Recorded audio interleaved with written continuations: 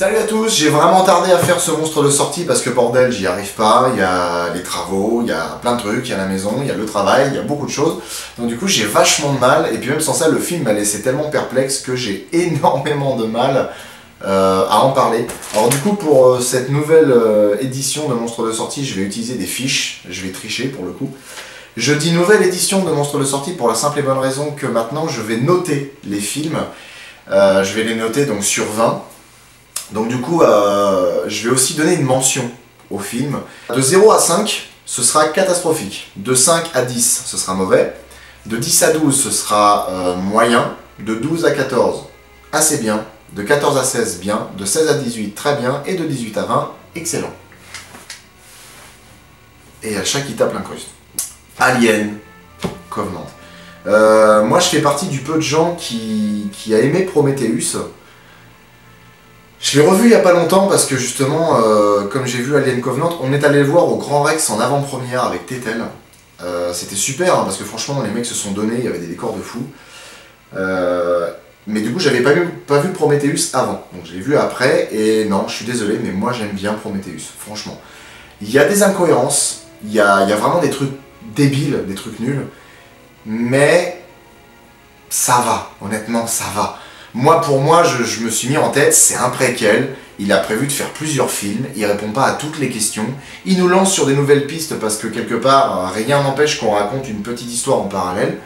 Mais moi, je pensais que dans Alien Covenant, il allait y avoir la réponse aux questions commencées à être posées dans Prometheus. Non, vraiment pas. Franchement, pour moi, c'est ça le premier gros défaut de ce film. C'est que toutes les questions, toutes les pistes sur lesquelles on nous a lancé dans Prometheus, elles sont complètement éludées. Alien Covenant oublie complètement les ingénieurs. Les ingénieurs deviennent même plus secondaires. En fait, ils sont là une fraction de seconde. On en parle vite fait, parce que du coup, David les a tous tués. Oui, David, l'androïde qui avait dans Prometheus, a buté tous les ingénieurs. Pourquoi? Pour la simple et bonne raison qu'il s'est dit, les ingénieurs ont créé les hommes. Les hommes détruisent plus qu'ils ne créent. Donc, il faut détruire les ingénieurs. Donc il les tue tous. Rien que ça déjà j'ai beaucoup de mal.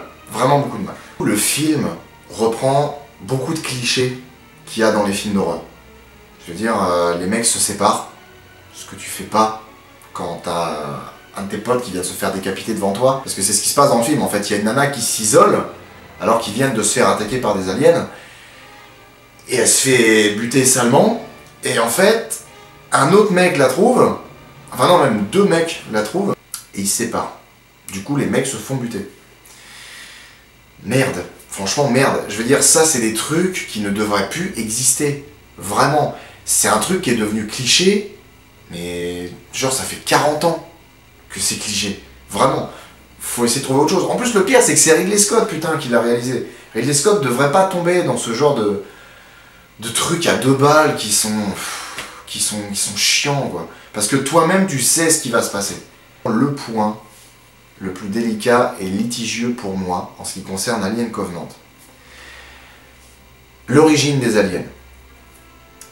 Dans Alien Covenant, David, l'androïde qui était dans Prometheus, nous apprend que quand l'agent pathogène a été déversé sur tous les ingénieurs, de certains ingénieurs en est sorti des aliens, des prototypes d'aliens. Ce qu'il a fait, c'est qu'il a fait des manipulations génétiques. C'est-à-dire qu'il a pris les résultats, il les a mélangés jusqu'à trouver la forme de vie ultime. Donc l'alien qu'on connaît. Ça, c'est nul. Pourquoi? Parce qu'il explique que s'il a fait ça, c'est parce qu'il était jaloux du pouvoir des hommes. C'est-à-dire le pouvoir de créer. Parce que David n'est qu'une création. Il a été créé par... c'est Peter Weyland. Donc, il a un complexe par rapport à ça. Les nouveaux androïdes, les nouvelles générations ne peuvent pas créer. Mais lui, oui. Et justement, il veut le faire. Donc, pour lui, il crée quelque chose. Et en plus, c'est un truc à double emploi pour la simple et bonne raison que ce qu'il crée va détruire les humains. Ce qu'il a aussi envie de faire. Ça, franchement, pour moi, c'est trop. C'est vraiment trop. Parce que ça veut dire que toute la saga Alien existe parce qu'un androïde a eu un caprice et un complexe vis-à-vis des humains. Non, franchement non, c'est trop. Pour moi, ce qui allait se passer dans Prometheus 2, c'était l'alien bleu qu'on voit à la fin de Prometheus, allait devenir une reine, parce que quand il sort de l'ingénieur, il est balèze le truc, sachant que c'est censé être un petit, bah du coup il doit tripler, quadrupler le volume. Donc ça doit être une reine. Il va pondre dans un coin, une équipe de sauvetage va venir, ou même pas de sauvetage, j'en sais rien, mais une équipe va venir pour trouver le Prometheus, savoir ce qui s'est passé, ils vont rencontrer l'alien, vont se faire inséminer, c'est dégueulasse comme mot mais il n'empêche que c'est ça, inséminés par des facehuggers bizarroïdes, et à la fin, ça va donner un nouvel alien qui va donner l'alien noir qu'on connaît. Moi, c'est ça que je m'attendais à voir dans Alien Covenant. Mais vraiment pas. Là, c'est... Honnêtement, c'est un décalcage du premier Alien. Un vaisseau qui trimballe... Alors là, c'est pas des marchandises, c'est des colons. Qui captent un message. Ils vont sur une planète... Ils découvrent quelque chose et ils sont attaqués. Et limite même la fin, elle est presque comme celle du premier Alien. Je sais pas ce que branle Ridley Scott. Neil Blomkamp voulait réaliser Alien 5. Ridley Scott était pas d'accord parce qu'il voulait d'abord placer Prometheus. Et en fait, il a tellement été relou qu'il a niqué Alien 5. Du coup, Alien 5 ne sortira jamais. Et ça, je trouve ça abusé. Parce que pour moi, en fait, il garde le truc pour lui et il veut pas partager. Et ça, c'est relou. Parce que lui, visiblement, il est en train de faire de la merde. Prometheus était moyen. Celui-là, Alien Covenant, il est vraiment pas bon. Vraiment pas. Alors après, il faut que je me calme, parce que ça se trouve peut-être que Ridley Scott a décidé de faire 5 films, et que c'est au bout du 5e film, à la dernière minute, la dernière seconde du 5e film, que tout va être lié avec les autres. Peut-être, mais en attendant, le résultat est vraiment pas bon. Donc, pour le scénario, je donne une note de 1,5 sur 5. Au niveau de la mise en scène, le film pêche énormément. Parce que du coup, moi, Alien, j'ai toujours été habitué à une ambiance claustrophobique. Des couloirs sombres, une créature noire qui se cache, qui se sert de son environnement pour surprendre ses victimes. Vraiment quelque chose de viscéral, voilà, une ambiance viscérale. Là, Alien, c'est le même problème que Prometheus, c'est que c'est filmé au grand air.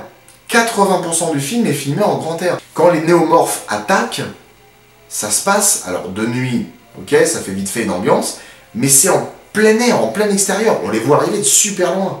Et en plus, les aliens, maintenant, sont très agiles, très rapides.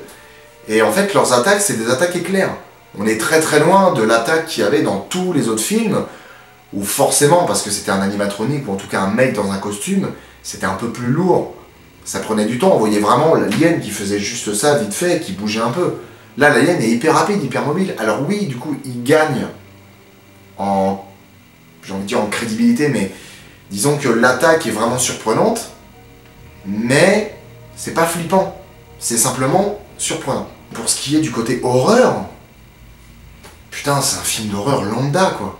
Honnêtement, c'est un film d'horreur lambda. Les mecs qui se séparent, plus d'attaques sournoises, l'alien attaque de plein fouet, et pour renforcer l'attaque, on fait monter la musique à donf. Donc du coup, ce qui fait que quand vous êtes au cinéma, vous n'avez pas peur parce que l'alien attaque, mais en fait, ce qui vous fait sursauter, c'est simplement que la musique se met à gueuler d'un coup. Pour moi, c'est un jumpscare. Vraiment. C'est, on vous fait peur, on vous fait sursauter uniquement avec un truc qui vous gueule dessus. C'est pas ça, Alien. Alien, c'est viscéral parce que c'est dégueulasse. C'est sombre. C'est nos peurs primaires, c'est la peur du noir. C'est la peur de ce qui se cache dans le noir. Du coup, Alien Covenant, sur ce coup-là, se plante royalement. Moi, je n'ai pas flippé une seule seconde. Vraiment pas. Pareil, les scènes d'attaque de l'alien, des aliens, vont super vite. On n'a même pas le temps de voir ce qui se passe. Quand le premier néomorphe, les petits aliens blancs, enfin les gros aliens blancs même, quand ils sortent, quand le premier sort du dos d'un mec, là on le voit dans la bande-annonce, il attaque une nana.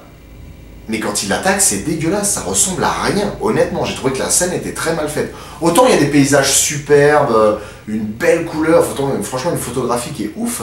Il y a même une scène d'ailleurs où en fait les deux androïdes interprétés par Michael Fassbender font de la flûte. En fait, il y en a un qui apprend à l'autre à faire de la flûte. La scène, elle est incroyable. En plus, c'est tout fait en travelling qui va de gauche à droite comme ça.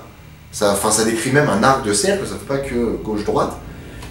La scène, esthétiquement, est superbe. Et techniquement, elle est impressionnante.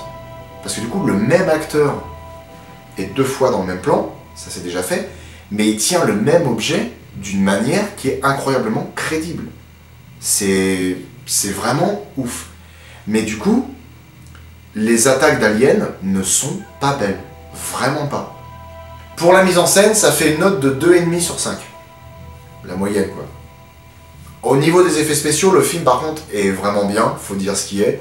Mis à part, du coup, pour ce que j'ai dit en ce qui concerne les attaques d'aliens. Le design, en fait, du coup, le design des aliens, c'est le design du premier Alien. Donc, il est vraiment ouf. Hein, c'est une œuvre de Giger. Et franchement, voilà, ça reste le plus beau des aliens.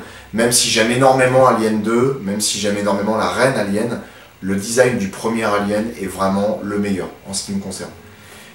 Les néomorphes aussi ont un design qui est vraiment stylé parce que du coup, c'est ce que je m'attendais à voir. Mais comme continuité de l'alien bleu qui est à la fin de Prometheus. Voilà, c'est ça que je m'attendais à voir. Pour moi, c'est l'alien bleu qui grandit, devient quelque chose qui pond des œufs. De ces œufs, une fois inséminé une fois un autre inséminé, sort cet alien blanc. Un alien blanc devient une grosse reine blanche, pourquoi pas. Et après, ça donne l'alien noir. C'est à ça que je m'attendais. Mais bref, je vais pas y revenir. Du coup, les néomorphes sont stylés, honnêtement.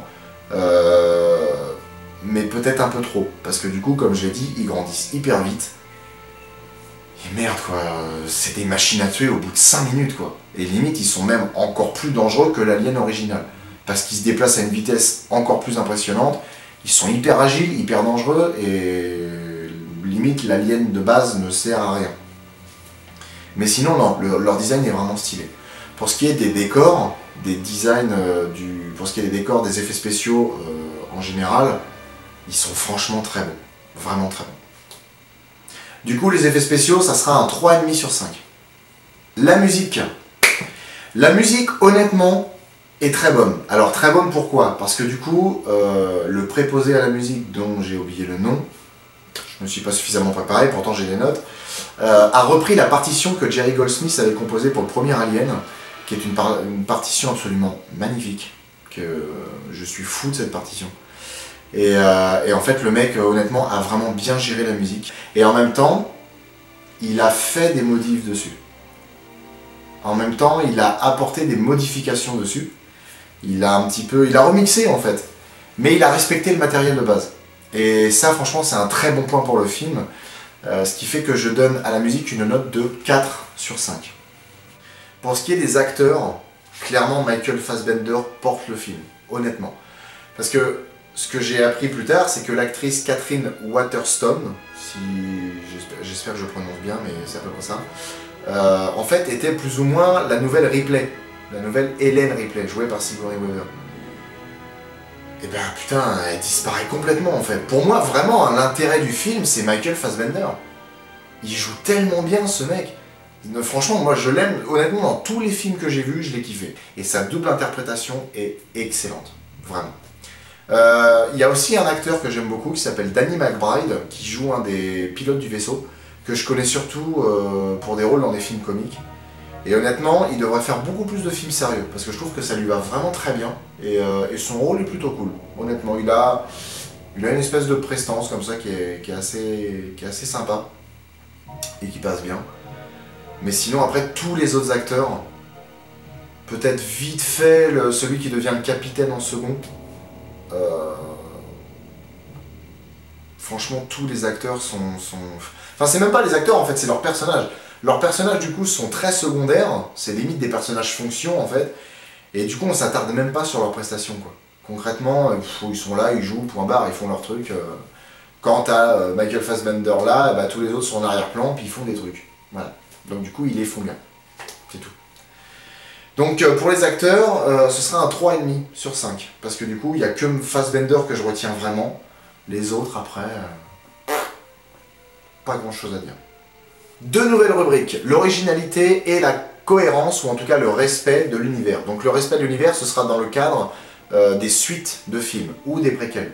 Parce que du coup, Alien Covenant étant la suite de Prometheus et le préquel d'Alien, il faut que ce soit cohérent avec les univers créés par ces deux films. Donc on va commencer par ça, le respect de l'univers. Moi personnellement c'est un 1 sur 5. Pourquoi? Parce qu'il y a plein de trucs qui ne correspondent pas. Il y a plein de trucs qui sortent de nulle part. Plein de questions auxquelles on n'a pas répondu. Plein de nouvelles questions qui n'auront peut-être pas de réponse. Les anciennes questions qui n'ont pas de réponse.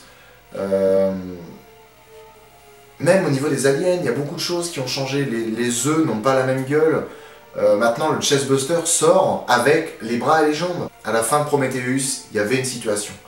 Je voulais retrouver cette situation au début d'Alien Covenant. C'est pas ce qu'il y avait.